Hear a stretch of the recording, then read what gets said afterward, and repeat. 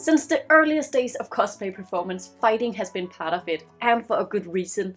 When it's done right, it can captivate the whole audience, and most important, it can make the cosplayers look really badass. But it can also look very flat and not very impactful. You might not even know what the fight is about or who you're even supposed to cheer for. But I assume since you have clicked on this video, that's not really what you're going for. You want to make an epic fighting act, and I'm gonna take you through how exactly you're gonna do that. So let's get right into it.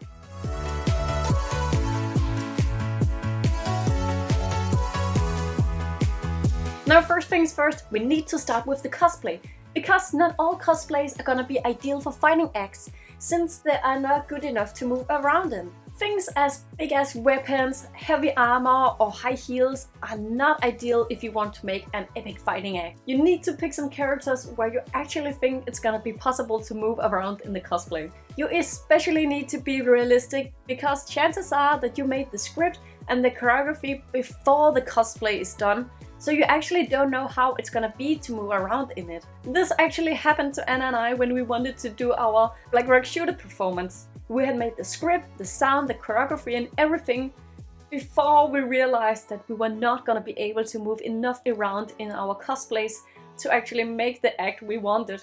So sadly, we had to trash the whole act, and now there was only 4 months left before the competition. And this is actually how our Kill la Kill act was born, because we chose some cosplays that was fairly quick to make, but we also knew that we could move around in them.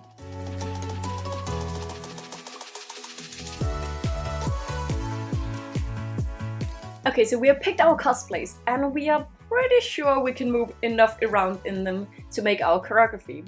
But a good act starts with a good story. It's not enough to just wanting to make a cool fighting act on the scene. You also need to think about what story you want to tell with it. What is the conflict gonna be about? Because there must be some reason why these characters are fighting. And who is gonna win? Does that have any importance compared to why the conflict started in the first place? As an example, with our Arcane act, Anna and I knew we wanted to make a fight between Vi and Jinx, because this seems inevitably that it would happen after where the first season had ended. Then we asked ourselves, how would this fight actually come to be? It wouldn't be unrealistic that Vi found Jinx after she had bombed the council, but where would she find her? Well, the last drop didn't seem impossible, and making a bar fight sounded pretty good to us. With the conflict and the reason for the fight established, we could start writing the dialogue and the script itself. Start by simply put the overall plot of your act down. How is it gonna start? What is the conflict? And how will it end? This is simply a rough sketch of your act. At this point, you don't need to write the whole fight, but you need to make some pinpoints on how it starts, how it ends, or if you already have some ideas that you know is gonna be part of it. If you're doing your own voice acting and writing the dialogue yourself, you really need to embody the characters. How would they speak and how would they respond? When you write the script, as I said earlier, it's important you make sure the audience know what the fight is about. Use the beginning of your act to establish the conflict and who the characters are. Try to make a small build-up for the fight so it doesn't just happen suddenly and the audience is confused about what just happened and why. Making the script is also making kinda a skeleton for the structure of your act. So you write the dialogue, you write where the fight is gonna be, how it starts, how it ends, and so you can see how much choreography you need to make.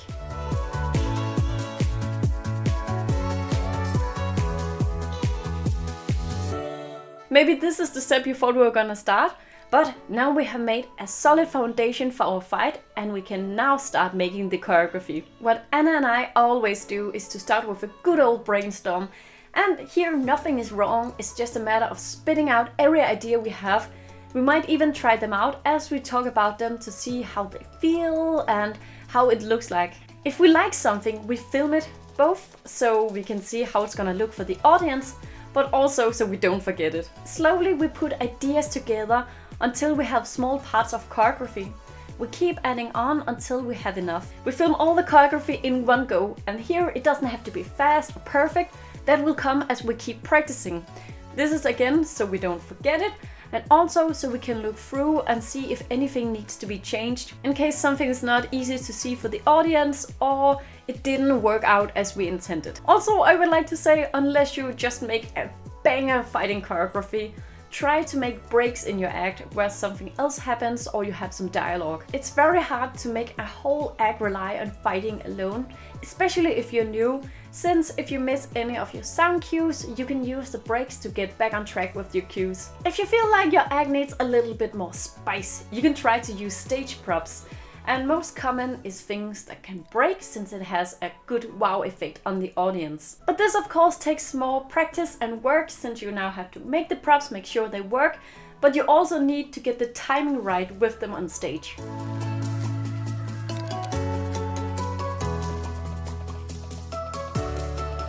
I recommend at this point you make the sound for your act. You might have thought it to be a good idea to make the sound first and then the choreography, but it's much easier when you make the choreography first to match the sound with the cues to your fighting. When you have made all the dialogue and the voiceover, and let me know if you're interested in a whole video about voice acting for cosplay, then you need to use a good amount of time finding the right music. The music is super important because it helps set the mood for the fight and also get the audience excited. I always start by looking at the soundtrack from the series I'm making the act from. Funny enough, does the music often fit the characters and series very well, so I listen through all of the numbers and then pick my favorites. Next, I throw in the video of the choreography and then play different music options over it. This way I find it much easier to see what fits the fight the best. You can see it makes a difference what track you choose for the fight.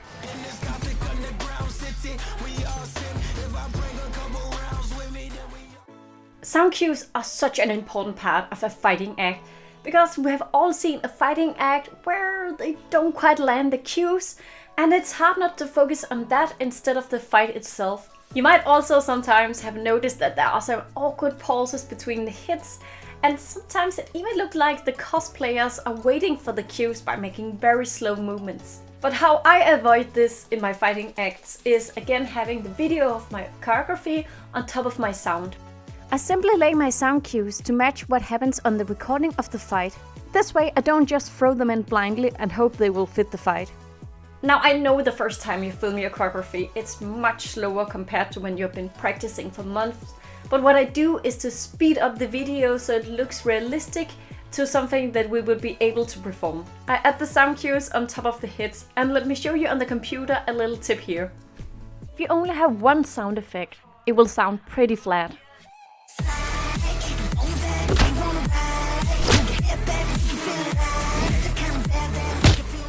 Here you can hear the difference if you stack more sound effects on top of each other.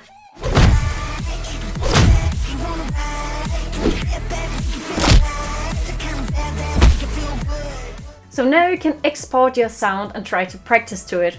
And as you keep practicing, you might discover that some of the cues are not fitting great, and this is what becomes the awkward pauses on stage if you don't fix them. You might have given yourself too much time to land the sound cues. Keep in mind, as you keep practicing the choreography, you get more comfortable with it and can move faster. Which is a good thing because faster movements looks more realistic and is more exciting for the audience. Keep going back to your audio and adjust the sound cues as you keep practicing and can see what fits better and looks greater on the stage. It's also important that you have a strong and clear body language, so that the audience is never in doubt what's happening. Make sure you exaggerate every hit and put some force behind it. Also, keep filming yourself as you practice your choreography. This way you can see what the audience will see, so if anything needs to be changed or doesn't look right.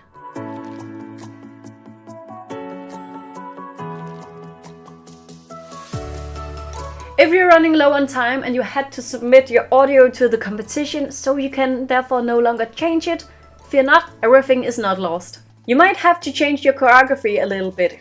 If you find that you have too much time before the sound cues, try to make more distance between you and the one you're fighting with. As an example, we had too much time with the sound cue where Jinx had to dodge Vi, so we made her walk a little. Here you can see there's an awkward pause compared to the final act where Jinx is walking. Closing this new distance took some extra time, so the sound cue now fitted and it also looked more cool. And on the other side, if you have too little time, try to close the distance or even take out some of the moves. As you practice your choreography over and over, you might discover that something is not quite working. In our Arcane act, we had a choreography first where we stood very close to each other, but it was very difficult for the audience to see what exactly was going on. The movements also felt very clumsy for me, so we changed this choreography. But at this point we had already sent in our audio, so we could not change the sound cues. But we managed to use the cues we had to the new choreography. Of course, making an exciting choreography in itself is very important, but the polishing of it is really where it shines through. I cannot stress enough how important it is to keep filming your choreography, keep looking at it and keep adjusting. This is really what makes the difference in a cool looking fighting act and one where you have to wait for your cues. Keep polishing, keep adjusting so you don't have any empty spaces and all of the movements look fluid. I didn't want this video to become too long, so I didn't include how to make the fighting choreography in itself.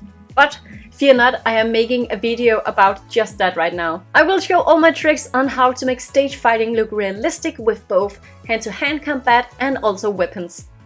Thank you so much for watching this video. As I said, I'm making a whole video about how you actually make the fighting choreography. So if you want to make sure you don't miss that, you can subscribe. And if you enjoyed the video, don't be shy to give it a like. And I really hope to see you in another video. Until then, bye! Bless you.